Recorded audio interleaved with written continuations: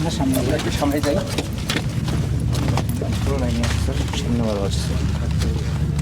এখানে আমরা পুষ্টি কোম্পানি, ওরা মিষ্টি রাখছিল ঈদের, ওদের চাহিদা বেশি, এই কারণে ওরা মিষ্টি রাখছিল।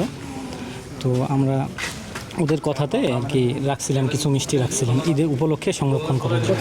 220 ড্রামের মতো। কত কেজি?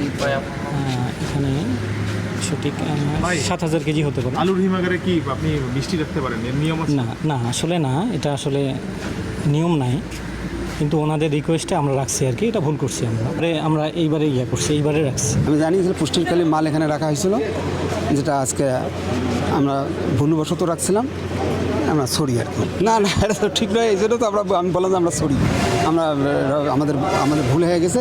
আর আমরা এগুলো মানে যেহেতু মাঝে 10 দিন বন্ধ ছিল আর কি। আপনি কি রাখতে পারেন? না, এটা রাখা যায় না।